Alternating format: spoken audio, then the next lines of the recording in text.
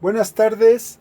Vamos a hablar de una de las situaciones más comunes cuando nos traen un celular, en este caso, que no prende, y lo vamos a revisar con nuestra fuente de alimentación. Acordémonos de los cuatro casos o las cuatro situaciones principales. La primera es cuando hay un consumo total en la fuente de alimentación. La segunda situación es cuando nosotros conectamos el celular y en este caso la fuente nos presenta un consumo sin dar power, sin dar encendido. Acordémonos que ningún aparato consume apagado. La tercera situación es esta, cuando nosotros damos power, sí, la fuente no interpreta nada, no hay consumos. Y la cuarta situación es cuando nosotros conectamos, damos power, en este caso la fuente nos presenta unos consumos oscilantes, pero al momento de soltar nosotros el botón de 3 a 5 segundos, ese consumo ganado se va a tierra. Esas serían las cuatro situaciones principales en los teléfonos que no prenden, ¿sí? Y vamos en este caso a diagnosticar con la fuente de alimentación. Hablemos de la primera situación cuando hay un consumo total en la fuente. Aquí comúnmente, cuando nosotros tenemos un consumo total en la fuente de alimentación, lo que yo sugiero, como nuestra fuente de alimentación al momento de conectar se está protegiendo, nos está indicando que el corto es muy alto y la fuente en este caso, sí, no lo soporta. Lo que tendríamos que hacer nosotros es bajar la tensión a cero o el voltaje e irlo graduando poco a poco, ¿sí? Hasta donde la fuente no se proteja para que nos permita trabajar. En este caso lo que yo sugiero es esto. Aquí vamos a encontrar dos situaciones. Una de ellas, que haya corto en la línea, ¿sí? Bit-bat o principal o positiva. Y la otra situación que podemos encontrar es que no haya corto, ¿sí? ¿Cómo es esto?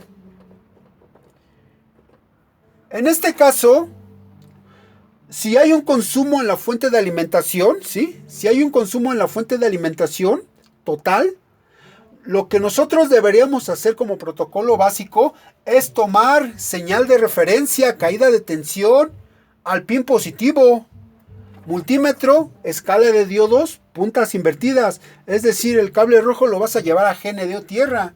Tierra, recordemos, líneas doradas, todo lo que es lámina, o el mismo conector, o el mismo pin negativo. En este caso, vamos a tomar esas señales de referencia al positivo. Si esa señal te da algo similar a cero, estamos hablando que sí, verdaderamente tienes corto en la línea positiva o línea principal. Es decir, algo se va a calentar y ese algo que se caliente, lo más probable es que sea el culpable del corto, ¿sí? En este caso tocaría hacer el método térmico. Es decir, podemos en este caso congelar la zona, en este caso, que se calienta. ¿Cómo es esto? Apagamos nuestra fuente de alimentación ya graduada hasta donde ella soporta, ¿sí? Ya con los cables conectados y congelamos con el removedor de polvo. Congelamos. Al ya estar congelada la zona, nada más en este caso toca encender la fuente de alimentación y vamos a revisar o vamos a observar qué componente es el primero, ¿sí? Que se descongela. Porque recordemos que los electrones van o les gusta viajar por el camino más fácil o de menor oposición. Y el componente que verdaderamente es tan corto, obviamente a él lo van a atacar todos los electrones, ¿sí? Esa sería la situación cuando encontremos en señal de referencia esta señal, cero. Cero para nosotros significa en este caso corto verdadero. Ok, esa sería una de las situaciones. Ahí sería usar el método térmico, como les comento, y reemplazar el componente, obviamente, ¿sí? Ahora, la segunda situación que podríamos tener es que al tomar señales de referencia, escala de diodo punta invertida al mismo positivo, él no te dé cero, ¿sí? Él te dé una referencia. Podría ser un 0.425, 0.350, ¿sí? En este caso, cuando el pin positivo te dé una señal de referencia, pero en este caso que no sea cero, estamos hablando aquí de que lo más probable es que tengamos un daño, ¿sí? En líneas secundarias, es decir, en la línea VCC Main, VDD Main o VH Power, así se le conocen a esas líneas secundarias. Comúnmente yo aconsejo que nos dirijamos a lo que es el PMIC, el integrado de potencia o el Power Manager. Ahí vamos a encontrar esas líneas que les comento, VCC Main, VDD Main o VH Power, ¿sí? Que son líneas secundarias. Principalmente aconsejo que revisemos los condensadores LDO, que son las entradas de voltaje, ¿sí? Hacia lo que es el integrado o en este caso el PMIC. Revisemos que no estemos en corto en los condensadores principalmente. Revisemos en este caso que no tengamos fugas. En este caso supongamos que encontramos 1, 2, 3 condensadores en corto, ¿sí?